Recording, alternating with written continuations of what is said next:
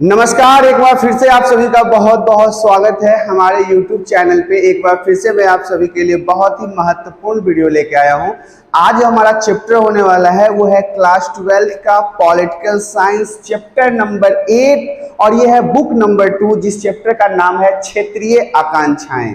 क्षेत्रीय आकांक्षाएं जो है वो आपको एग्जाम के लिए बहुत ही महत्वपूर्ण होने वाला है क्योंकि इससे अक्सर बहुत सारे क्वेश्चन पूछे जाते हैं। तो आज जो है वो हम बात करने वाले हैं क्षेत्रीय आकांक्षा, जो चैप्टर 8 है, class 12 political science book number 2 है। और इसके सबसे पहले स्लाइड की तरफ बढ़ते हैं। पहला स्लाइड जो है वो कहता है स्वायत्तता का अर्थ क्या होता है। जी हाँ, स्वायत्तता जो होता है उसका अर्थ क्या होता है। भारत में सन 1980 के दशक में, भारत में 1980 दशक में क्या हुआ, स्वायत्तता के दशक के रूप में देखा जाता है। 1980 का जो दौर था ना भारत में, इसमें भारत के कई सारे राज्य ने स्वायत्तता की मांग कर दी थी। मणिपुर, मेघालय, जम्मू कश्मीर, इन सब में विशेषाधिकार की मांग किया था। इसलिए 1980 के दशक को हम क्या कहते हैं, स्वायत्तता का दशक कहते हैं। साथ ही साथ बता दूं कि स्वायत्तता का अर्थ क्या होता है। अगर बात स्वायत्तता की आई है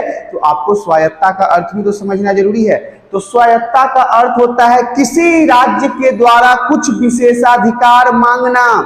एक ऐसा राज्य जो अपने लिए और राज्यों की अपेक्षा कुछ अधिक अधिकार मांग रहा हो, उसे हम विशेषाधिकार कहते हैं। देश के कई हिस्सों में ऐसी मांग उठाई गई और कुछ लोगों में अपनी मांग के लिए हथियार उठाए। ये जो स्वायत्तता था, इसके लिए देश के कई राज्यों में मांग उठी, कई लोगों के अंदर मांग उठी और यही तक बात खत्म नहीं हुआ। लोगों ने हथियार तक उठा लिया स्वायत्तता के मांग के लिए, विशेषाधिकार के मांग के लिए लोग हथियार उठा लिए। गोली बारूद, बम, पिस्तौल, मतलब एक तरह से ये देश के संविधान के खिलाफ भी जाने के लिए तैयार थे। मतलब अगर आप अपने देश में रहते हुए किसी विशेषाधिकार की मांग कर रहे हो और साथ ही साथ बम बारूद गोला चलाने की बात कर रहे हो और चला रहे हो, तो ये कहीं ना कहीं तो आप देश के लिए देशद्रोही हुए ना। तो इस तरह से आपने स्वायत्तता को समझा। कई बार संकीर्ण स्वार्थों, विदेशी प्रोत्साहन आदि के कारण क्षेत्रीयता की भावना जब अलगाव का रास्ता पकड़ लेती है तो यह राष्ट्रीय एकता और अखंडता के लिए गंभीर चुनौती बन जाती है। सबसे पहले समझिए कि राष्ट्रीय एकता का क्या मतलब है। राष्ट्रीय एकता का मतलब है पूरे देश को जोड़ के रखना, अखंड रखना। ऐसे में कई बार निजी स्वार्थ, राज्यों का निजी स्वार्थ के कारण और विदेशी प्रोत्साहन, दूसरे देशों के लोगों के बहकावे में आके यदि वो अपनी आकांक्षाओं के लिए भाव विभोर हो जाना, हथियार उठा लेना, देशद्रोही बन जाना इत्यादि ये सब काम करते हैं, तो इससे क्या होता है, देश की अखंडता टूटने का सवाल हो जाता है और गंभीर चुनौती बन जाती है पूरे देश के लिए। इस तरह से आपने स्वायत्तता का अर्थ समझा। मैं एक बार फिर से समझाता हूं। स्वायत्तता का अर्थ होता है जब किसी खास विशेष के लोग, खास जाति के लोग, खासी धर्म के लोग, खास क्षेत्र के लोग अपने लिए विशेषाधिकार की मांग करते हैं, तो इसे हम स्वायत्तता कहते हैं। 1980 के दशक को स्वायत्तता का ही दशक कहा जाता है क्योंकि 1980 के दशक में ज्यादातर राज्य जो थे वो स्वायत्तता के लिए मांग कर रहे थे, विशेषाधिकार के लिए मांग कर रहे हैं। जो है वो क्या होता है, किसी विशेष जाति, धर्म, समुदाय और क्षेत्र के लोगों के द्वारा एक मांग किया जाता है अपने लिए विशेषाधिकार का। ऐसे में यदि कोई क्षेत्र विशेषाधिकार की मांग को करता है तो वो उसके स्वायत्तता में आएगा। 1980 के दशक को स्वायत्तता के दशक में कहा गया और इस तरह से बहुत सारी चीजों को मैंने आपको इसके लिए समझा दिया है। आगे के पॉइंट में बढ़ते हैं। आगे का पॉइंट कहता है क्षेत्रीय आकांक्षाएं। ये भी बहुत समझने वाली बात है कि क्षेत्रीय आकांक्षाएं क्या होती है। जब एक खास क्षेत्र में अगर लोगों को आकांक्षाएं आए, मांग आए, कुछ डिमांड आए, तो इसे हम क्षेत्रीय आकांक्षा कहते हैं। एक बार समझ लीजिएगा, एक क्षेत्र विशेष के लोगों के द्वारा, मतलब एक खास क्षेत्र में, खास जगह पे अपनी विशिष्ट भाषा, धर्म, संस्कृति और भौगोलिक विशिष्टताओं आदि के आधार पर की जाने वाली विशिष्ट मांगों को हम क्षेत्रीय आकांक्षाएं के रूप में समझ सकते हैं। एक बार फिर से समझाता हूं। एक खास जगह, एक खास स्थान पे ऐसे लोग रह रहे हैं जो अपनी भाषा के आधार पर, लैंग्वेज के आधार पर, धर्म के आधार पर, संस्कृति के आधार पर और भौगोलिक विशिष्टताओं के आधार पर यदि कोई डिमांड रखते हैं, अधिकार मांगते हैं, तो इसे हम क्षेत्रीय आकांक्षा कहते हैं। एग्जाम्पल के लिए मैं समझा देता हूं कि भारत में बहुत सारे राज्य हैं, बहुत सारे राज्य हैं। इन राज्यों में अगर मैं बिहार से हूं तो मैं बिहार की बात करता हूं कि बिहार में क्या है, बिहार के लिए अगर मुझे कुछ अच्छी चीजें चाहिए, अगर मैं सरकार से मांग कर रहा हूं कि देख भाई बिहार में बांध बनाओ, बिहार में अच्छे स्कूल बनाओ, बिहार में हॉस्पिटल बनाओ, बिहार में सब कुछ बढ़िया बढ़िया लाओ, तो ये हमारी क्षेत्रीय आकांक्षाएं हैं। हम अपने क्षेत्र के लिए सरकार से मांग कर रहे हैं, तो ये क्या होगा, क्षेत्रीय आकांक्षा होगा। आगे की स्लाइड में चलते हैं। क्षेत्रीयता के प्रमुख कारण, अगर क्षेत्रीय आकांक्षाएं हैं तो इसके प्रमुख कारण क्या हो सकते हैं, तो धार्मिक विभिन्नता, धर्म के अलग अलग धर्म के लोगों का मानना, सांस्कृतिक विभिन्नता, उनके संस्कृति में अलग अलग चीजें होना। अब अपने भारत देश विविधताओं का देश है, यहाँ पे एक धर्म नहीं है, एक संस्कृति नहीं है, एक जाति के लोग नहीं है, हिंदू, मुस्लिम, सिख, ईसाई, बौद्ध, जैन सब है हमारे भारत देश में। और हिंदी, भोजपुरी, उर्दू, तमिल, कन्नड़, मलयालम, मराठी, उड़िया, बंगाली, अनेक भाषाएं बोली जाती है, अनेक तरह की भाषाएं बोली जाती है। इस तरह से आप कह सकते हैं कि हमारा भारत जो है विभिन्नताओं का देश है और भौगोलिक विभिन्नता भी है। हमारे यहाँ एक जैसा जगह नहीं है, मौसम एक जगह नहीं है। जैसे अभी यहाँ पे बारिश हो रहा है तो कहीं पे धूप है, कहीं पे पहाड़ है, कहीं पे ठंडा है, कहीं पे गर्म है, मतलब भौगोलिक स्थितियां भी एक जैसा नहीं है पूरे भारत के अंदर। राजनीतिक स्वार्थ भी है। देखिए ये जो क्षेत्रीयता का जो आकांक्षा उठता है, इसमें राजनीतिक स्वार्थ भी होता है। राजनेता जितने भी है, राजनीति के अंदर जितने पॉलिटिशियन हैं, ये सब स्वार्थी होते हैं। अपने फायदे के लिए, अपने क्षेत्र के फायदे के लिए ये लोग काम करते हैं। देखिए अगर पूरे भारत देश के अंदर जितने भी नागरिक हैं, अगर वो ये समझ ले कि हम इंडियन हैं, हम भारतीय हैं, तो हमारे देश का बहुत भला हो जाएगा। लेकिन यहाँ पे क्षेत्रवाद है। लोग कहते हैं हम बिहारी, हम मराठी, हम उड़िया, हम बंगाली, हम तमिलियन, कहाँ का, अरे भारतीय कोई नहीं। पूरे भारत देश के अखंडता पर कोई विश्वास नहीं है। यहाँ पे लोग को अपने निजी क्षेत्र से पहचाने जाने में इनको ज्यादा गौरवान्वित महसूस होता है। इसके अलावा असंतुलित विकास, असंतुलित विकास का मतलब है संतुलन नहीं है विकास में। बिहार में कम विकास, मुंबई में ज्यादा क्यों? उत्तर प्रदेश में कम विकास और दिल्ली में ज्यादा क्यों? ये सब जो अलग अलग जगहों पे संतुलन में विकास नहीं हो रहा है, इससे भी लोगों को लगता है कि कहीं ना कहीं क्षेत्रीयता की मांग को ध्यान में रखा जाना चाहिए। अगर कहीं पे आप कम विकास कर रहे हो तो इससे दूसरे जगह पर जहां पे ज्यादा विकास हो रहा है, वहां के लोगों को लगता है ना कि भाई साहब बिहार देखो पिछड़ा हुआ है, झारखंड पिछड़ा हुआ है, उड़ीसा पिछड़ा हुआ है, पश्चिम बंगाल पिछड़ा हुआ है, और दिल्ली, मुंबई, चेन्नई, हैदराबाद, कर्नाटक, बेंगलोर ये सब विकसित है। तो किन कारणों से? क्योंकि वहां की जो क्षेत्रीयता की मांग है, क्षेत्रीय सरकार जो है वो उन पर विशेष ध्यान देती है। साथ ही साथ क्षेत्रीय राजनीतिक दल इत्यादि, राजनीतिक दल जो है वो राष्ट्रीय भी होता है और क्षेत्रीय भी होता है। कुछ ऐसे राजनीतिक दल हैं जो अपने क्षेत्र के लिए काम करते हैं, अपने क्षेत्र के हिसाब से काम करते हैं।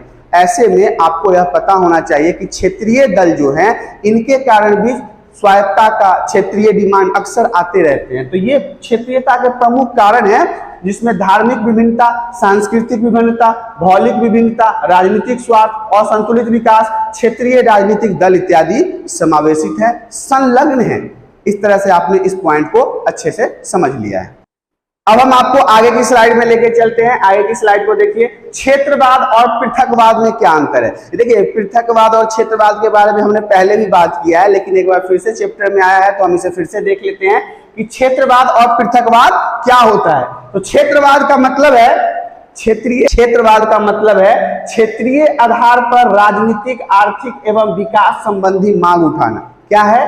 क्षेत्रीय आधार पर, मतलब क्षेत्र, एक राज्य, एक जगह, एक भाषा बोलने वाले स्थान, एक धर्म के मानने वाले स्थान, ऐसे जगहों पर राजनीतिक, आर्थिक एवं विकास संबंधी मांग उठाना हमारा क्षेत्रवाद कहलाता है। अब क्षेत्रवाद को समझिए। एक कोई खास स्पेशल राज्य ले लेते हैं, बिहार को ले लेते हैं, और बिहार के लोगों ने अगर मांग किया है आर्थिक विकास का या फिर राजनीतिक विकास का या फिर किसी अन्य तरह का मांग करते हैं तो वो क्षेत्रवाद में आएगा। दूसरा बात है पृथकतावाद, तो किसी क्षेत्र का देश से अलग होने की भावना हो या मांग उठाना हो। कोई ऐसे राज्य जो देश से ही अलग होना चाहते हैं, अलगाववादी बनना चाहते हैं, तो वो क्या हो जाएगा, पृथकतावाद। जब एक समुदाय के लोग, एक जाति के लोग, एक धर्म के लोग, एक भाषा बोलने वाले लोग देश से अलग होने की बात करते हैं, देश से अलग होना चाहते हैं, तो वो क्या कहलाएगा, पृथकतावाद कहलाएगा। आगे की स्लाइड में देखते हैं जम्मू एवं कश्मीर का मुद्दा, बहुत इंपॉर्टेंट है इस चैप्टर के लिहाज से। यहां पर 3 राजनीतिक एवं सामाजिक क्षेत्र शामिल है। कहां पे, जम्मू और कश्मीर में 3 राजनीतिक एवं सामाजिक क्षेत्र शामिल हैं, जम्मू, कश्मीर और लद्दाख। जम्मू, कश्मीर और लद्दाख, ये 3 जो क्षेत्र हैं ये राजनीतिक एवं सामाजिक क्षेत्र हैं, इन्हें आप याद रखिएगा। कश्मीर का एक भाग अभी भी पाकिस्तान के कब्जे में है। मैंने चैप्टर पढ़ाते समय बताया था कि 1947 के बाद जब ये पाकिस्तान ने आक्रमण किया तो कश्मीर पर आधा हिस्सा पर उसने कब्जा कर लिया और पंडित जवाहरलाल नेहरू ने कुछ नहीं किया। प्रधानमंत्री थे, देश के सबसे बड़े नेता थे, इनको एक्शन लेना चाहिए था। देखिए पाकिस्तान के कब्जे में है और पाकिस्तान ने कश्मीर का भाग अवैध रूप से चीन को हस्तांतरित कर दिया है। यह दोगला पाकिस्तान ने अपने पास नहीं रखा, इसने उस कश्मीर के पार्ट को किसको दे दिया, चीन को दे दिया, हमारे दुश्मन देश को दे दिया, चीन को दे दिया। आप समझ रहे हैं ना कितना बड़ा ये दोगला है देश पाकिस्तान। ये भारत के खिलाफ वो सारे कदम उठाता है जिससे भारत को नुकसान हो। इसके अलावा मैं बता दूं कि स्वतंत्रता से पूर्व जम्मू कश्मीर में राजतंत्रीय शासन व्यवस्था थी। जब तक भारत स्वतंत्र नहीं हुआ था तब तक जम्मू कश्मीर में राजा के द्वारा शासन होता था, राजा इस पे शासन करते थे। और अगर आप जानना चाहते हैं तो मैं उस राजा का नाम बता देता हूं, राजा का नाम था हरि सिंह। हरि सिंह के द्वारा जम्मू और कश्मीर पे राजतंत्र का शासन किया जाता था। इसका मतलब यह है कि आपको तो पता है ना कि भारत जब आजाद हुआ उससे पहले हमारे भारत में 565 रियासतें थी, जिस रियासत में से एक रियासत जम्मू कश्मीर का भी था, जिसके राजा का नाम हरि सिंह था। आगे की स्लाइड को देखिए, कश्मीर मुद्दा की समस्या की जड़ें। 1947 से पहले यहां राजा हरि सिंह का शासन था, मैंने भी अभी आपको बताया। ये भारत में नहीं मिलना चाहते थे, ये भारत में विलय नहीं करना चाहते थे, ये खुद को स्वतंत्र रखना चाहते थे, एक स्वतंत्र देश के रूप में रहना चाहते थे। तो ये बात थी। पाकिस्तान का मानना था कि जम्मू कश्मीर में मुस्लिम अधिकार, पाकिस्तान ये चाहता था, ये सोचता था कि भाई जम्मू कश्मीर में तो मुसलमान ज्यादा है, मुल्लों की संख्या ज्यादा है, तो ये तो हमारे पक्ष में होना चाहिए क्योंकि यहाँ पे मुसलमान ज्यादा है। इसी बात को लेकर उसने क्या किया, शेख अब्दुल्ला चाहते थे कि राजा पद छोड़ दे। वहां के एक पार्टी है, लोकल पार्टी, क्षेत्रीय पार्टी, जिसका नेतृत्व करते थे शेख अब्दुल्ला। ध्यान से समझिएगा, शेख अब्दुल्ला वहां नेतृत्व करते थे। वो चाहते थे कि हरि सिंह ना राजगद्दी छोड़ दे। शेख अब्दुल्ला नेशनल कांग्रेस मतलब एनसी के नेता भी थे। नेशनल कांग्रेस याद रखिएगा, एनसी के नेता भी थे। यह कांग्रेस के करीबी थे। कांग्रेस के करीबी नहीं कहिए, पंडित जवाहरलाल नेहरू के करीबी कहिए। क्या हुआ, मैं पूरा बवंडर समझाता हूं आपको। पाकिस्तान को लगा कि कश्मीर में ज्यादा क्या है, मुसलमान है, ये तो हमारे पास होना चाहिए, भाई कश्मीर पूरा हमारे पास होना चाहिए, हमारे कब्जे में होना चाहिए। उसने उसके अंदर सेना भेज दिया, कब्जा कर लो कश्मीर को। लेकिन कश्मीर के जो लोग थे उन्हें यह पसंद नहीं आया।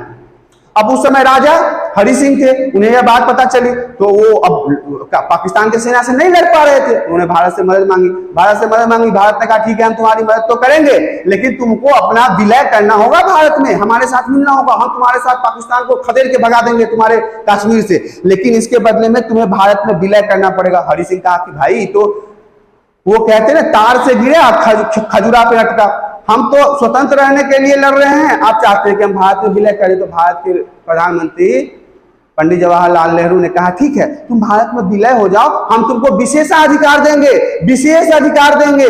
और यही पंडित जवाहरलाल नेहरू की सबसे बड़ी बेवकूफी और मूर्खता था कि उन्होंने जम्मू कश्मीर में विशेषाधिकार दे दिया, जिसके कारण आज तक हम अपने सीने पे उसका दर्द लेके चल रहे हैं। तो इस तरह से आपने देखा कि भारत से सैनिक की सहायता मांगी, बदले में कश्मीर में भारत को विलय करने के लिए विलय पत्र पर हस्ताक्षर भी किया गया। भारत के संविधान के अनुच्छेद 370 के द्वारा विशेष राज्य का दर्जा प्रदान किया। पाकिस्तान के उग्रवादी व्यवहार और कश्मीर के अलगाववादियों के कारण यह क्षेत्र अशांत बना हुआ। यहाँ पे बहुत बड़ी बेवकूफी की पंडित जवाहरलाल नेहरू ने। इन्होंने कश्मीर को विशेष दर्जा दे दिया और विशेष दर्जा मिलने के बाद एक तरह से समझिए कि ये हमारे भारत के लिए बहुत ही बड़ा बेवकूफी का काम था जो हमारे प्रधानमंत्री पंडित जवाहरलाल नेहरू ने कर दिया। विशेषाधिकार और राज्यों से अलग अधिकार क्यों, किन कारणों से, जबकि वो तो हमारे भारत का हिस्सा था। विलय तो उसे करना ही था, आज नहीं तो कल करता। अगर पाकिस्तान ने उस पर आक्रमण किया तो आपको पाकिस्तान के साथ युद्ध करके उसे अपने अंदर कब्जा लेना चाहिए था। आपने विशेषाधिकार देके उसे इतनी बड़ी समस्या का जड़ बना दिया। आगे हम देखते हैं कि यहाँ के अलगाववादियों के तीन मुख्य धारणाएं क्या है। यहाँ के जो अलगाववादी नेता हैं, जो ये चाहते हैं कि कश्मीर स्वतंत्र हो जाए, अलग हो जाए, उनकी जो धारणाएं हैं वो क्या है। तो देखिए, कश्मीर को अलग राष्ट्र बनाया जाए, मतलब कश्मीर को अलग देश बना दे, ठीक है। कश्मीर का पाकिस्तान में विलय किया जाए। कुछ लोग ये कहते हैं कि कश्मीर को ना पाकिस्तान में मिला दो। कुछ लोग कहते हैं कश्मीर भारत का ही भाग रहे, मतलब ये भारत नहीं रहेगा, परंतु इसे और अधिक स्वायत्तता दी जाए, इसे और अधिक विशेषाधिकार दिया जाए। जी, इतना विशेषाधिकार इनके लिए काफी नहीं है, इन्हें और विशेषाधिकार चाहिए। बाहरी और आंतरिक विवाद के बारे में भी समझते हैं। पाक हमेशा कश्मीर पर अपना दावा करता है। पाकिस्तान कश्मीर पर हमेशा से, शुरुआत से, जब से आजाद हुआ है ना, अपना दावा ठोकता है। 1947 युद्ध में कश्मीर का कुछ हिस्सा पाक के कब्जे में चला गया। अभी मैंने बताया कि 1947 में जो युद्ध हुआ भारत और पाकिस्तान का, उसमें पाकिस्तान ने कश्मीर का कुछ हिस्सा अपने अंदर कब्जा कर लिया। पीओके, आपको पता होगा, मैंने पहले वाले चैप्टर में भी बताया है, जिसे आजाद कश्मीर या पीओके भी कहा जाता है। आ गया पीओके। इसे 370 के तहत अन्य राज्यों से अधिक स्वायत्तता दी गई है। पंडित जवाहरलाल नेहरू ने 370 के तहत इस राज्य को अधिक विशेषाधिकार दिया था, अधिक दर्जा दिया था, अधिक मान सम्मान दिया था। अरे बड़ा गजब की बात है कि जानते हैं, पहले कश्मीर में मुख्यमंत्री नहीं हुआ करता था, जबकि आपको तो पता है राज्य में क्या होता है। राज्य में क्या होता है, राज्य में मुख्यमंत्री ना होता है, प्रधानमंत्री देश का होता है। और उस समय कश्मीर में प्रधानमंत्री हुआ करता था। जी हाँ, एक देश में 2 प्रधानमंत्री।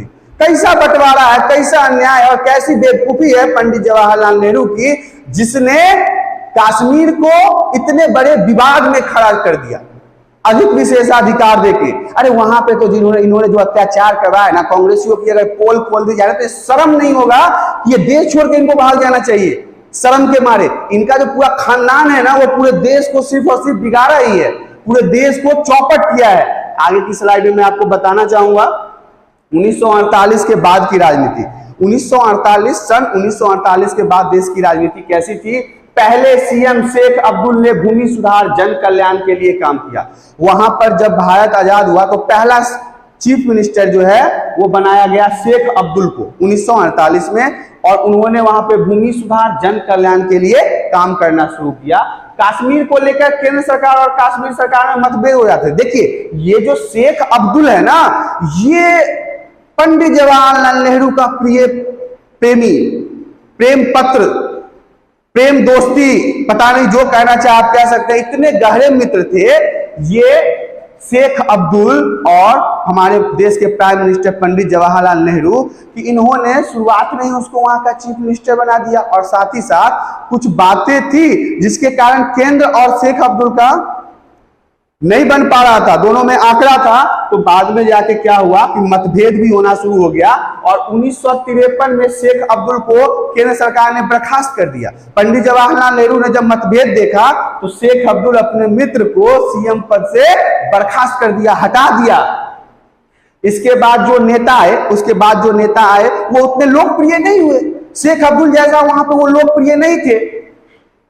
केंद्र के समर्थन पर सत्ता पर धांधली का आरोप लगा। कहा गया कि केंद्र ने, मतलब पंडित जवाहरलाल नेहरू की सरकार ने धांधली किया है, धांधली करके यहाँ पे सत्ता परिवर्तन कर रहे हैं। 1974 में इंदिरा गांधी ने शेख अब्दुल्ला से समझौता किया और उन्हें फिर से सीएम बना दिया। शेख अब्दुल्ला से फिर से कब? 1974 में। किसने? पंडित जवाहरलाल नेहरू की बेटी इंदिरा प्रियदर्शनी गांधी खान ने फिर से समझौता किया, और समझौता करके क्या किया? सीएम बना दिया। किसको?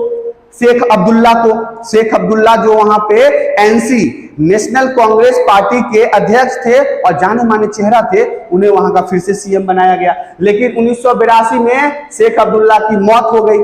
शेख अब्दुल्ला 1982 में मर गए। 1974 में तो इंदिरा गांधी ने इन्हें फिर से मुख्यमंत्री बनाया, लेकिन 1982 में शेख अब्दुल्ला की मृत्यु हो गई। इसके बाद नेशनल कांग्रेस एनसी का कमान उनके बेटा फारूक अब्दुल्ला ने संभाली और फारूक अब्दुल्ला सीएम बने। फारूक अब्दुल्ला का नाम आपने अभी सुना होगा। ये अलगाववादी नेता है, कश्मीर का अलग मांग करता है और पाकिस्तान का सपोर्टर है, पाकिस्तान का गुण गाता है, पाकिस्तान का दल्ला चमचा जो कहिए सब है ये फारूक अब्दुल्ला, जो हमारे भारत देश में कश्मीर को अशांति में झोंक देता है। ये सब वही चमचे हैं जो खाते भारत का है और गाते पाकिस्तान का है। तो इस तरह से आपने देखा 1982 में शेख अब्दुल्ला के मौत के बाद उनके बेटे फारूक अब्दुल्ला ने वहां का कमान संभाला और सीएम बने, चीफ मिनिस्टर बने। आगे की स्लाइड में बढ़ते हैं। पंजाब संकट, ये भी इंपॉर्टेंट पॉइंट है, इसे भी समझना जरूरी है कि पंजाब संकट क्या है। 1920 के दशक में गठित अकाली दल ने, अकाली दल का गठन याद रखिएगा 1920 में अकाली दल का गठन हुआ था। इंपॉर्टेंट है, एक नंबर में अक्सर पूछ लिया जाता है, इसलिए आपको याद रखना है। 1920 के दशक में गठित अकाली दल ने पंजाबी भाषा क्षेत्र के गठन के लिए आंदोलन चलाया, जिसके परिणाम स्वरूप पंजाब प्रांत से अलग करके सन 1966 में हिंदी भाषी क्षेत्र हरियाणा तथा पहाड़ी क्षेत्र हिमाचल प्रदेश बनाए गए। बहुत सारे बच्चे कंफ्यूज रहते हैं कि क्या पंजाब से ही हिमाचल प्रदेश बना है, तो जी हाँ, हरियाणा और हिमाचल प्रदेश पंजाब का ही हिस्सा है। पहले जो पंजाब था वो बहुत बड़ा हिस्सा हुआ करता था। आजादी जब मिला था ना हमारे भारत देश को 1947 में, उस समय पंजाब बहुत बड़ा था, अरे बहुत बड़ा, बॉर्डर के उस पार तक पंजाबी थे। अभी भी मैं आपको बता दूं कि कुछ पंजाबी हिस्से ऐसे हैं कि अभी भी बॉर्डर के पार है और उन्हें पंजाबी कहा जाता है। तो वहां 1920 में जो अकाली दल का गठन हुआ तो उन्होंने हिंदी भाषी क्षेत्र हरियाणा और पहाड़ी क्षेत्र हिमाचल प्रदेश बनाने का बात लाया और ये बना भी। इसके बाद क्या हुआ, अकाली दल ने सन 1973 के आनंदपुर साहब सम्मेलन में, आनंदपुर साहब सम्मेलन, आनंदपुर जगह है इसलिए ऐसे आनंदपुर साहब सम्मेलन ही कहा गया है, पंजाब के लिए अधिक स्वायत्ता की मांग की। मतलब कि अकाली दल ने 1973 में पंजाब के लिए विशेषाधिकार का मांग किया कि भैया विशेषाधिकार दो, अधिक अधिकार दो अन्य राज्यों की अपेक्षा। कुछ धार्मिक नेताओं ने स्वायत्त सिख पहचान की मांग की और कुछ चरमपंथियों ने भारत से अलग होकर खालिस्तान बनाने की मांग की। ये खालिस्तान वाला जो समस्या है ना, अभी तक चल रहा है। अभी कल के न्यूज में मैं देख रहा था, एक खालिस्तान के एक सांसद ने क्या कहा पता है, भगत सिंह आतंकवादी है। अबे पागल, अबे इसको पागल है, इसको दोगला कहिए। अबे दोगले, तेरे को ये पता है कि भगत सिंह कौन था? आज तू ये दाढ़ी बढ़ा के सांसद बना घूम रहा है ना आजादी से, और 2 पेट का भोजन जो कर रहा है ना, इसमें उन्हीं स्वतंत्रता सेनानियों का हक है। तो इसकी हिम्मत कैसे हुई इस दल्ले की जो इसने ये कह दिया कि भगत सिंह आतंकवादी, उन्होंने बम फेंक दिया। अरे पगले, बम फेंका हमारी भारत माँ के जंजीर को खोलने के लिए। तुम दोगले क्या जानोगे, तुम दल्ले पाकिस्तान के चमचे चाटुकार, तुम क्या समझोगे कि एक कम उम्र के बच्चे को फांसी पे चढ़ाना क्या होता है? और वो आदमी जो हंसते हंसते फांसी पे चढ़ा गया, अरे अपने बहू बेटी दामाद को एक बार चढ़ा के देखो फांसी पे। दल्ले, तू हिम्मत कैसे हुई कि भगत सिंह को आतंकवादी कह दिया? अरे भाई, तू जुबान खोलने से पहले तेरी जुबान काट देनी चाहिए थी। जिसका तू चमचागिरी और दल्लापनी करता है ना पाकिस्तान का, तू उसी के साथ क्यों नहीं जाता? वही तुम्हारा लंगोटा सही कर देता। दल्ले, कितनी हिम्मत है इनकी खालिस्तानियों की, ये देखिए। अरे आप लड़ो ना, लेकिन हमारे देश के क्रांतिकारी के बारे में ऐसे बात करोगे? आप भगत सिंह को आतंकवादी बोलोगे? ये बर्दाश्त करने की बात है क्या? देखिए 1973 में आनंदपुर साहब सम्मेलन में क्या हुआ, पंजाब के लिए अधिक स्वायत्ता की मांग की गई, अधिक विशेषाधिकार का मांग किया। कर विशेषाधिकार ले, लेकिन भगत सिंह, चंद्रशेखर आजाद, सुभाष चंद्र बोस, इन सब के खिलाफ सुनने का नहीं है, बिल्कुल नहीं सुना जाएगा, क्योंकि ये इंसान नहीं भगवान थे। अरे हिम्मत के सागर थे, जिनके कारण आज हम भारत देश में सुख चैन के अमन के साथ जो जी रहे हैं ना, जो स्वतंत्रता हमें मिली है ना, ये तुम्हारे बाप ने नहीं दिया था, ये खालिस्तानियों के बाप ने नहीं दिया था, ये इनके कुर्बानी का कमाल है, ये इनके फांसी चढ़ने का कमाल है, ये इनके लड़ाई का कमाल है, जिसके कारण आज हम स्वतंत्र हैं। कुछ चरमपंथियों ने क्या कहा, भारत से अलग होकर खालिस्तान बना दो, एक खालिस्तान अलग मुल्क अलग राष्ट्र बनाने की बात कही। तो ये था पंजाब के संकट के बारे में। आगे की स्लाइड में हम बढ़ते हैं। ऑपरेशन ब्लू स्टार बहुत इंपॉर्टेंट है, बहुत इंपॉर्टेंट, ध्यान से समझिएगा। सन 1980 के बाद क्या हुआ, अकाली दल पर उग्रपंथी लोगों का नियंत्रण हो गया। अकाली जो दल था उसमें उग्रपंथी लोग का नियंत्रण हो गया। बड़े गुस्सैल, बड़े आतंकवादी टाइप के दिमाग वाले लोग थे, इन्होंने इस पर अपना नियंत्रण कर लिया। इन्होंने अमृतसर के स्वर्ण मंदिर में अपना मुख्यालय बनाया। अमृतसर गोल्डन टेम्पल जो बहुत ही नामी है, पंजाबियों के लिए एक श्रद्धा का केंद्र है, इस पे अकाली दल के इन उग्रपंथियों ने अपना मुख्यालय बना लिया, हेडक्वार्टर बना लिया। इसमें बम बारूद असला जमा करना शुरू कर दिया। भैया पंजाबियों के लिए तो ये श्रद्धा का जगह है, आप यहाँ पे ऐसे गलत काम नहीं कर सकते हो। अगर हमारे मंदिर में कोई बम गोला बारूद रखना शुरू कर दे, क्या हमें पसंद होगा? तो कैसे पंजाबियों को पसंद होता कि उनके इतने बड़े धर्मस्थल पर ये चरमपंथी उग्रपंथी अकाली दल के लोग बम पिस्तौल जमा करना शुरू कर दिया, उग्रवादियों का मुख्यालय बना दिया। सरकार ने जून 1984 में, उस समय की इंदिरा गांधी की सरकार जून 1984 में उग्रवादियों को स्वर्ण मंदिर से निकालने के लिए सैन्य कार्यवाही की। पंडित जवाहरलाल नेहरू की बेटी इंदिरा प्रियदर्शनी गांधी खान, इन्होंने क्या कहा कि स्वर्ण मंदिर में घुस गया है, निकालना पड़ेगा, इन उग्रवादियों को मार भगाना पड़ेगा। सैनिकों को बुलाया, सैनिक आए, घुस गए मंदिर में और उग्रवादियों को खूब पेल पेल के भगाया। लेकिन क्या हुआ, जब ये मंदिर से इनको निकाला जा रहा था तो जहां पे लड़ाई होती है, लड़ाई झगड़े होते हैं, वहां पे तो थोड़ा टूट फूट होगा ना।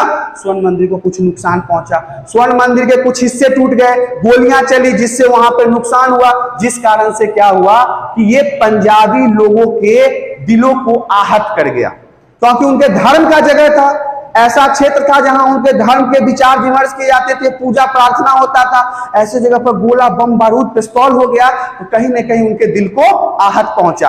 तो इंदिरा गांधी के द्वारा जो ये सैन्य कार्यवाही किया गया, मिलिट्री फोर्स के द्वारा इन उग्रवादियों को स्वर्ण मंदिर से निकाला गया, इसी को हम ऑपरेशन ब्लू स्टार के नाम से जानते हैं। ऑपरेशन ब्लू स्टार, याद कर लीजिएगा। इंदिरा गांधी की हत्या इसी से रिलेटेड है। इस सैन्य कार्यवाही को सिखों ने अपने धर्म विश्वास पर हमला माना। सिखों को यह बात दिल पे लग गई कि हमारे इतने पवित्र मंदिर में बम गोला बंदूक चल गया। इस कारण से अब क्या हुआ कि सिखों ने अपने विश्वास पर हमला माना, जिसका बदला लेने के लिए 31 अक्टूबर 1984 को इंदिरा गांधी की हत्या कर दी गई। दूसरी तरफ उत्तर भारत में सिखों के विरुद्ध हिंसा भड़क उठी। अब देखिए क्या हो गया कि इंदिरा गांधी के जो पर्सनल बॉडीगार्ड थे ना, वो सिख थे, पंजाबी थे। जब उन्होंने ऐसा देखा ब्लू स्टार होते हुए, तो उन्होंने इसे अपने दिल पे, अपने धर्म पे, अपने विश्वास पे आहत समझा।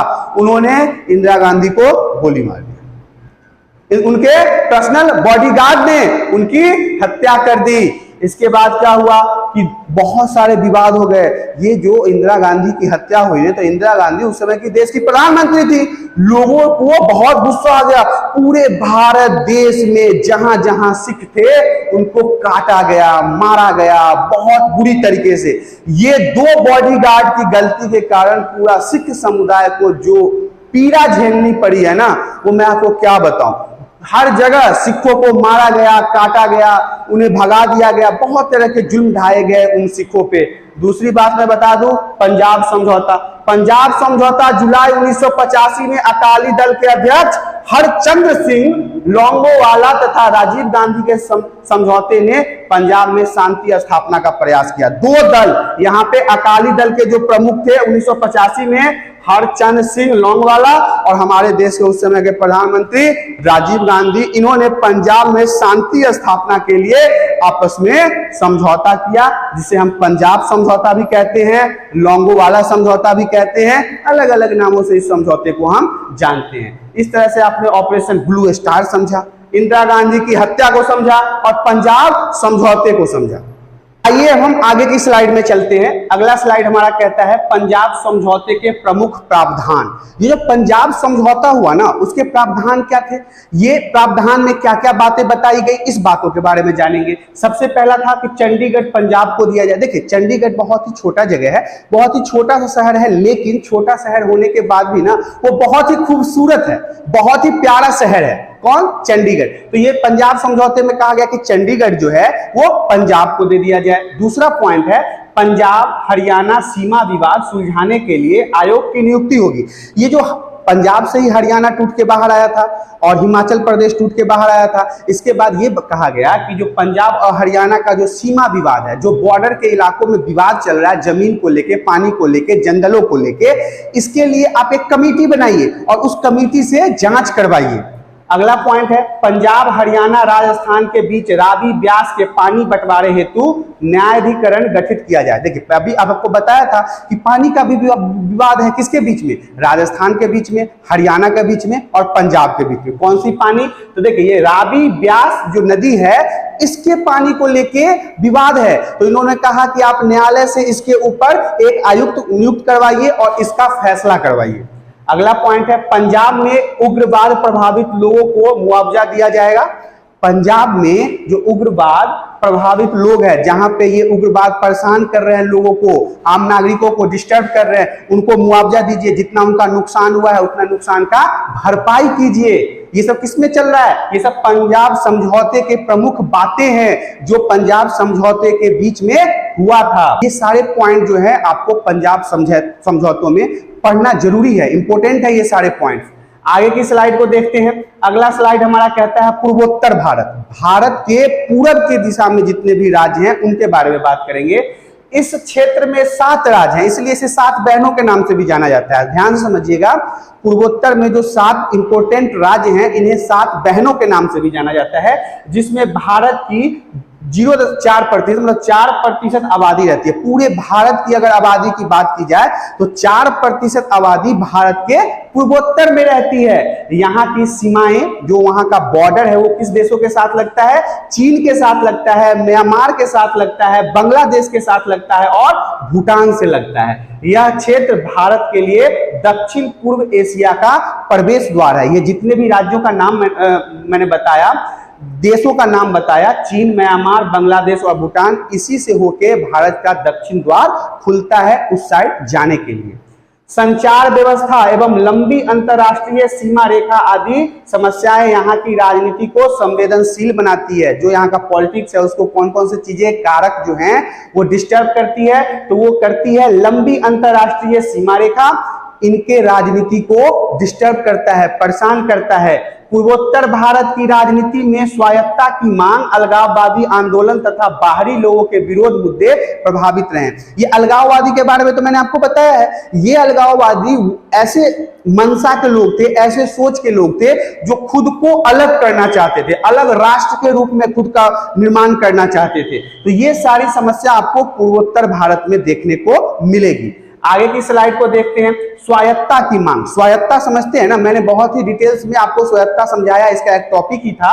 आजादी के समय जब हमारा भारत 1947 में आजाद हुआ तो मणिपुर एवं त्रिपुरा को छोड़कर पूरा क्षेत्र असम कहलाता था। असम छोटा मोटा राज्य नहीं था, बहुत बड़ा राज्य था। असम बहुत बड़ा राज्य था। वहां पे मणिपुर और त्रिपुरा को छोड़कर जितने भी इलाके हैं अभी आप देख रहे हैं वर्तमान में, वो सब कहीं ना कहीं असम के अंदर आता था, जिसमें अनेक भाषा के लोग, अलग अलग तरह के भाषा बोलने वाले लोग वहां पे थे। जनजाति समुदाय रहते थे, अलग अलग जाति, अलग अलग भाषा, अलग अलग संस्कृति के लोग वहां पे रहते थे। कहां? असम में। इन समुदायों ने अपनी विशिष्टता को सुरक्षित रखने के लिए अलग अलग राज्यों की मांग की। पहले भी आपने देखा था कि आंध्र प्रदेश का निर्माण हुआ, तमिलनाडु का निर्माण हुआ, केरल का निर्माण हुआ, तो ये सब पहले मद्रास में थे। यहां पे भी ऐसे ही हो रहा है कि असम में बहुत ही अलग अलग संस्कृति के लोग थे, अलग अलग जाति के लोग थे, अलग अलग समुदाय के लोग थे। तो इन्होंने कहा कि भैया हमारे जाति, हमारे संस्कृति, हमारे भाषा के आधार पर हमें अलग राज्य घोषित कर दीजिए, हमें अलग राज्य बना दीजिए। ये सारी चीजें आपको स्वायत्तता की मांग में देखने को मिलेगा। आगे की स्लाइड में मैं आपको बताता हूं अलगाववादी आंदोलन। ये अलगाववादी आंदोलन क्या है? तो मिजोरम सन 1959 में असम के मिजो पर्वतीय क्षेत्र में आए अकाल का असम सरकार द्वारा उचित प्रबंध न करने पर यहां अलगाववादी आंदोलन उभर गया। बहुत ही इंपॉर्टेंट है, बहुत ही सटीक जवाब समझिएगा इसका कि मिजोरम में सन 1959 में असम के मिर्जो पर्वतीय क्षेत्र, यहाँ पे जो एक जगह है जिसका नाम है मिजो पर्वतीय क्षेत्र, वहां पे अकाल आ गया था और असम का सरकार जो था उस समय वर्तमान जो राजनीति के वहां पे सुप्रीमो थे, वहां के मुख्यमंत्री थे, उनके द्वारा उचित प्रबंध नहीं हुआ, उनके अकाल की समस्या का समाधान नहीं दिया गया, उन्हें भोजन नहीं दिया गया, उन्हें पानी नहीं दिया गया, उन्हें दवाई नहीं दिया गया, जिससे वहां के लोग क्षुब्ध हो गए, परेशान हो गए, तकलीफ में आ गए और अलगाववादी आंदोलन का शुरुआत हो गया। उन्होंने कहा कि जब आप हमारी देखभाल नहीं करते हैं, जब आप हमारी समस्याओं का समाधान नहीं कर सकते, तो आप हमें अलग कर दीजिए। सन 1966 में मिजो नेशनल फ्रंट, जिसे MNE के नाम से जानते हैं, लाल डेंगा के नेतृत्व में आजादी की मांग करते हुए सशस्त्र अभियान चलाया। बहुत ही इंपॉर्टेंट पॉइंट है, 1966 में मिजो नेशनल फ्रंट ये एक पार्टी बन के उभरी जिसका नेतृत्व किया लाल डेंगा ने और इन्होंने शस्त्र के साथ, बम बारूद हथियार के साथ आंदोलन चला दिया और 1986 में राजीव गांधी तथा लाल डेंगा के बीच शांति समझौता हुआ। उस समय के वर्तमान प्रधानमंत्री राजीव गांधी और वहां के जो अलगाववादी नेता थे लाल डेंगा, इनके बीच में शांति समझौता हुआ और मिजोरम पूर्ण राज्य बन गया। इसके बाद मिजोरम को राज्य का दर्जा मिल गया, राज्य के रूप में वो बन के उभरा। कौन? मिजोरम। आगे की स्लाइड में मैं आपको बताना चाहूंगा नागालैंड के बारे में पढ़ना है। नागालैंड भी बहुत इंपॉर्टेंट है। नागा नेशनल काउंसिल, जिसे NNC के नाम से भी जाना जाता है, अंगमी जापू फिजो के नेतृत्व में, नेता का नाम याद रखिएगा, अंगमी जापू फिजो के नेतृत्व में सन 1951 से भारत से अलग होने और बृहत नागालैंड की मांग के लिए सशस्त्र संघर्ष चलाया हुआ था। यहाँ पे भी जो ये नेता थे अंगमी जापू फिजो, ये नागा नेशनल काउंसिल इनकी पार्टी थी जिन्हें NNC के नाम से जाना जाता था। इन्होंने भी शस्त्र के साथ आंदोलन किया, पूरा बम बारूद गोला हथियार के साथ इन्होंने कहा कि भैया हमारे नागालैंड को अलग कर दो, हम अलग राज्य बनना चाहते हैं और सशस्त्र संघर्ष चलाया हुआ था। ले ध्यान रखिएगा 1951 से ही भारत के साथ इनका खटपट चल रहा था। कुछ समय बाद NNC में दो गुट हुआ, इसाक मुइया नाम है जो M के नाम से जाने जाते हैं और दूसरा खापलांग जो K के नाम से जाने जाते हैं बन गए। इनका जो ये NNC था नागा नेशनल काउंसिल, ये दो पार्ट में टूट गया, अलग अलग भागों में टूट गया। एक हो गया M और दूसरा हो गया K। सरकार ने सन 2015 में NNC-M गुट से शांति स्थापना के लिए समझौता किया, परंतु अस्थाई शांति अभी बाकी है। एक ग्रुप जो इनका NNC पार्टी टूट गया दो अलग अलग भागों में, तो जो M के साथ थे और जो K के साथ थे, तो M के गुट वाले, M कहने का मतलब है इसाक मुइवा, इनके साथ भारत का शांति समझौता हुआ लेकिन अस्थाई समझौता नहीं हो पाया। आगे की स्लाइड में देखिए बाहरी लोगों का विरोध। अब बाहरी लोगों का विरोध से क्या तात्पर्य है? पूर्वोत्तर के क्षेत्र में बांग्लादेशी घुसपैठ, बांग्लादेश से आतंकवादी, अलगाववादी, आतंकवादी पूर्वोत्तर में घुस जाते थे और ये वहां के लोगों को भड़काते थे। इसीलिए हम बाहर के लोग को कहते हैं, बाहर के लोग थे ये, हमारे भारत के लोग नहीं थे, ये भारत से बाहर बांग्लादेश से घुसपैठिए थे। ये हमारे भारत के अंदर आके लोगों को उकसाते थे, लोगों को हमारे देश के अखंडता को तोड़ने के लिए समझाते थे, देश कैसे भी खंड खंड हो जाए। देखिए ये बांग्लादेश को लाज शर्म नहीं है, जब इसके ऊपर अत्याचार हो रहा था तो इस दोगले को हमारी भारत देश में सेना ने मदद किया और इसको स्वतंत्रता दिलवाया। लेकिन ये बांग्लादेश घुसपैठिए जो हैं वो हमेशा हमारे भारत देश के अखंडता को तोड़ने की पूरी कोशिश करते हैं। देखिए भारत के दूसरे प्रांतों से आए लोगों को यहाँ की जनता अपने रोजगार और संस्कृति के लिए खतरा मानती है। सही बात है, आप बाहर के लोग आ जाते हैं। यहाँ पे मैं अपने राज्य, अपने भारत देश के राज्यों की बात नहीं कर रहा हूं, मैं बाहर के बांग्लादेशी, बाहर के चाइनीज, बाहर के पाकिस्तानी, ये सब लोग अगर हमारे देश में आके रहने लगेंगे, रोजगार करेंगे, तो हमारे लोग कहां जाएंगे? हमारे देश के लोग क्या कमाएंगे, कैसे खाएंगे? तो इस बात का विरोध इन्होंने हमेशा से किया है। 1979 में असम के छात्र संगठन, याद रखिएगा 1979 में असम का एक छात्र संगठन था जिसे आसू ने बाहरी लोगों के विरोध में आंदोलन चलाया था कि बाहर के लोगों को हम काम नहीं करने देंगे यहाँ पे, जिसके परिणाम स्वरूप आसू और राजीव गांधी के बीच में शांति समझौता हुआ और सन 2016 के असम विधानसभा चुनाव में भी बांग्लादेशी घुसपैठ का प्रमुख मुद्दा था। आसामी जो आसाम के लोग थे और जो उनका छात्र संगठन था, उन्होंने विद्रोह किया कि नहीं, हम भाई बाहर के लोगों को नहीं आने देंगे। राजीव गांधी के साथ इस छात्र संगठन का समझौता हुआ, शांति समझौता हुआ। और 2016 के असम विधानसभा चुनाव में भी बांग्लादेशी घुसपैठी का प्रमुख मुद्दा डाला गया कि बांग्लादेश से कुछ घुसपैठी हमारे भारत देश में आते हैं, यहाँ पे बस जाते हैं, यहाँ का आधार कार्ड बनवा लेते हैं और यहाँ का नागरिक बन जाते हैं और यहाँ पे जमीन जगह खरीद के या नहीं खरीदने पे कहीं भी सरकारी जमीन पे अपने बस्ती बसा लेते हैं। और ये जो बांग्लादेशी आती है ना, ये दिन दुगुना रात चौगुना हमारे भारत की जनसंख्या को बढ़ाते जा रहे हैं, क्योंकि ये जाति से इस्लाम को मानते हैं। और इस्लाम में आपको पता है कि बूढ़े बूढ़े तक बच्चा पैदा करने में कोई तकलीफ नहीं है। इन कारणों से आप बाहरी लोगों के विरोध को समझा कि बाहरी लोगों का विरोध क्या था, कैसे हुआ, असम में किन लोगों ने इनका विरोध किया था। आगे की स्लाइड में बढ़ते हैं। द्रविड़ आंदोलन, इंपोर्टेंट, द्रविड़ आंदोलन बहुत ही महत्वपूर्ण है आपके एग्जाम के लिए। दक्षिण भारत, साउथ इंडिया के इस आंदोलन के नेतृत्व तमिल समाज सुधारक ईवी रामास्वामी नायकर पेरियार ने किया था। समझिएगा बात को, दक्षिण भारत का यह आंदोलन है द्रविड़ आंदोलन, जिसका नेतृत्व तमिल समाज सुधारक ईवी रामास्वामी नायकर पेरियार ने किया था। इस आंदोलन ने उत्तर भारत के राजनीतिक, आर्थिक एवं सांस्कृतिक प्रभुत्व, ब्राह्मणवाद व हिंदी भाषा का विरोध तथा क्षेत्रीय गौरव बढ़ाने पर जोर दिया। इसे दूसरी दक्षिण राज्यों में समर्थन न मिलने पर यह तमिलनाडु तक ही सीमित रह गया। अब इनका द्रविड़ आंदोलन का क्या कहना था, उनको समझिए। इन्होंने कहा कि उत्तर भारत में राजनीतिक, आर्थिक एवं सांस्कृतिक प्रभुत्व, ब्राह्मणवाद एवं हिंदी भाषा का पूरा विरोध किया, हिंदी भाषा तक का विरोध कर दिया। जो हमारी मातृभाषा है, भारत देश का मातृभाषा जो हिंदी है, उसका भी विरोध किया। किसने किया? तमिल समाज के सुधारक, नाम है ईवी रामास्वामी नायकर पेरियार। इन्होंने उत्तर भारत के संस्कृति का, हिंदी भाषा का, समाज का, सबका विरोध किया। लेकिन इनका विरोध में और सब राज्यों ने समर्थन नहीं दिया, और सब राज्यों ने इनका सपोर्ट नहीं किया, इसीलिए ये सिमट के सिर्फ और सिर्फ तमिलनाडु में रह गए।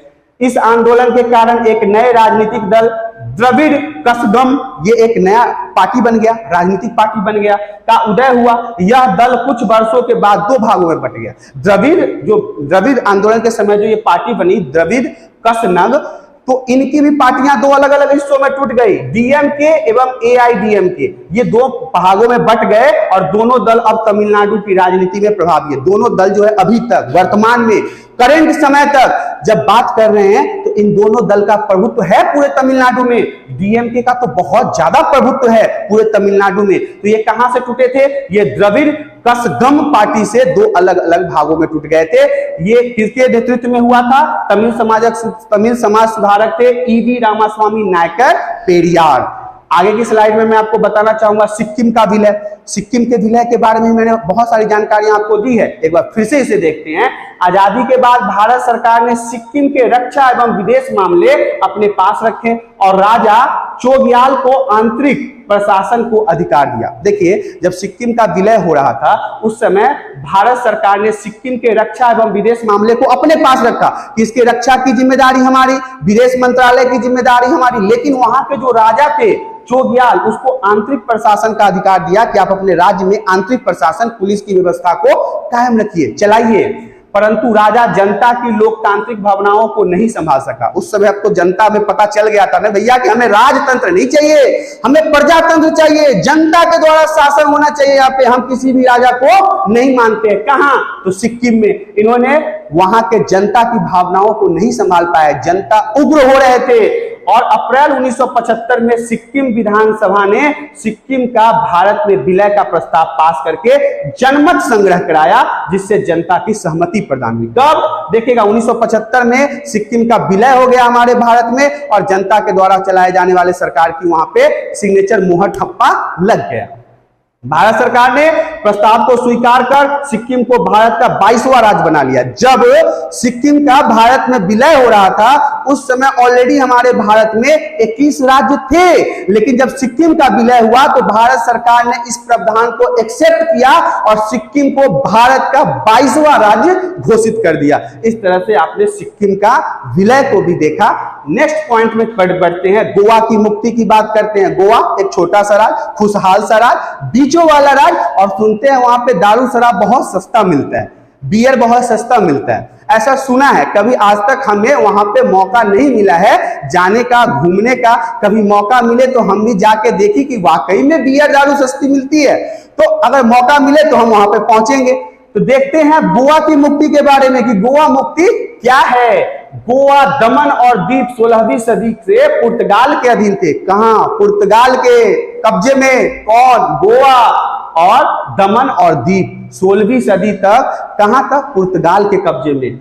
और 1947 में भारत की आजादी के बाद भी पुर्तगाल के अधीन रहे।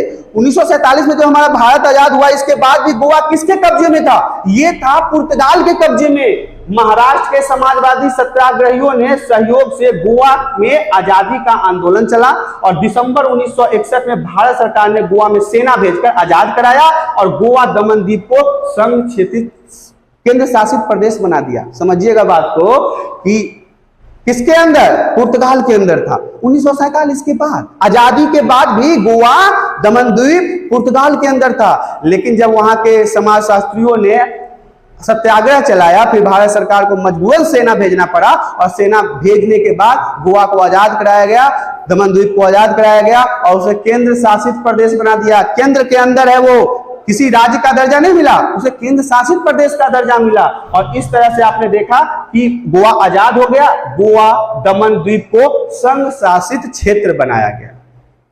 गोवा को महाराष्ट्र में शामिल होने या अलग बने रहने के लिए जनमत संग्रह जनवरी 1967 में कराया गया। 1967 में वहां से लोगों का राय लिया गया कि क्या चाहते हैं आप, क्या आपका मंशा है, क्या चाहते हैं आप कि आप महाराष्ट्र में जुड़ जाएं या फिर आप अपने आप को अलग करना चाहते हैं। जनता जो बोलेगी वही होगा। सरकार ने कहा जनता जो कहेगी हम वही मानेंगे। अब जनता के ऊपर फैसला था कि आप महाराष्ट्र में जुड़ना चाहते हैं या खुद को अलग बनाना चाहते हैं। सन 1987 में गोवा को राज्य बनाया गया। जनता ने कहा कि नहीं, हम महाराष्ट्र में नहीं जाएंगे, हमें खुद का राज्य चाहिए भाई। तो कब बना? 1987 में गोवा को राज्य का दर्जा मिल गया और गोवा बहुत ही खुशहाल है, बहुत ही छोटा है, बहुत ही पैसे वाला। पैसे की तो वहां गजब कमाई होती है क्योंकि वहां पे वो बियर उयर सस्ता मिलता है। लोग बहुत जाते, पर्यटक जाते हैं, बीच पे बैठते हैं, मस्त घटाघट लेते हैं। इसके अलावा वहां पे जुआ हुआ भी खूब होता है, कैसीनो है, बहुत सारा रुपया लगाया जाता है गेम पे। जो जुआ पूरे भारत में मतलब नहीं खेला जाना है, प्रतिबंधित है, सरकार रोक लगाती है। गोवा में फ्री है, गोवा में सरकार उसे अलाउ करती है। कानूनन आप खेल सकते हैं, वहां पे कैसीनो में जाकर पैसे वगैरह लगा सकते हैं। इस तरह से आपने गोवा मुक्ति के बारे में जाना। आगे की स्लाइड को देखते हैं। आजादी के बाद से अब तक उभरी क्षेत्रीय आकांक्षाओं से सबक। आजादी के बाद जो अब तक क्षेत्रीय आकांक्षाएं उभरी है। क्षेत्रीय आकांक्षाएं जानते हैं ना, एक प्रॉपर जगह के रहने वाले लोग, एक भाषा बोलने वाले लोग, एक समाज के लोग, एक तरह की संस्कृति के लोग अगर अपनी आकांक्षाओं को जाहिर करते हैं, वो क्षेत्रीय आकांक्षा कहलाता है। मैंने आपको बताया मैं बिहार का रहने वाला हूं, मैं बिहारी हूं, मैं बिहार के लिए अगर कुछ अच्छा सोचता हूं, कुछ मांगे करता हूं सरकार से, तो वो हमारी क्षेत्रीय आकांक्षा होगी क्योंकि वो मैंने एक प्रॉपर क्षेत्र के लिए मांग किया है अपने सरकार से, इसीलिए इसे क्षेत्रीय आकांक्षा कहते हैं। क्षेत्रीय आकांक्षाएं लोकतांत्रिक राजनीति का अभिन्न अंग है। और सबसे बड़ी बात पता है, बहुत सारे ऐसे देश है जहां पे अगर आप क्षेत्रीय आकांक्षा रखेंगे, ब्रिटेन में आपको देशद्रोह बना देगा। जी हाँ, लेकिन हमारे भारत देश में भारत सरकार इसका स्वागत करता है, वो उसे पसंद करता है कि अगर आपका क्षेत्रीय आकांक्षा है तो हम उसका सम्मान करते हैं। भारत में ऐसा होता है कि क्षेत्रीय आकांक्षाओं को सम्मान दिया जाता है। क्षेत्रीय आकांक्षाओं को दबाने के बजाय लोकतांत्रिक बातचीत को अपनाकर अच्छा होता है। यहाँ पे भारत में इसे दबाया नहीं जाता है ब्रिटेन की तरह। ब्रिटेन में क्षेत्रीय आकांक्षाओं को दबा दिया जाता है, लेकिन भारत सरकार ने कहा है कि अगर आपकी क्षेत्रीय आकांक्षाएं हैं तो हम उसका सम्मान करते हैं, आपकी बातों को पूरा किया जाएगा। ये तो भारत का एक विभिन्न अंग है। जो राज्य हमसे अगर क्षेत्रीय आकांक्षाएं मांग रही है तो इससे हमारा देश कहीं ना कहीं तो डेवलप होगा। हम क्यों दबा दें उसे, क्यों उसे कैद कर दे? नहीं, ऐसा नहीं होगा। सत्ता की साझेदारी के महत्व को समझना। अगर अलग अलग पार्टियां मिलकर साझेदारी करके कोई अगर पॉलिटिक्स बनाती है, अगर राजनीतिक दल तैयार करती है, इसको भी समझना जरूरी है। क्षेत्रीय असंतुलन पर नियंत्रण रखना, क्षेत्र के अलग अलग असंतुलन को संभालने के लिए भी इसकी बहुत ज्यादा जरूरत है, क्षेत्रीय आकांक्षाओं को। तो देखिए, इस तरह से मैंने आपको पूरे चैप्टर के बवंडर को समझा दिया, चैप्टर के सारे डिटेल्स को अच्छे से समझा दिया है। साथ ही साथ मैं आपको बताना चाहता हूं कि यदि वीडियो पसंद आता है तो वीडियो को लाइक करें, चैनल पे पहली बार आए हैं तो चैनल को सब्सक्राइब करें। फिर मिलेंगे आपके साथ अगले पार्ट के वीडियोस में, तब तक के लिए धन्यवाद।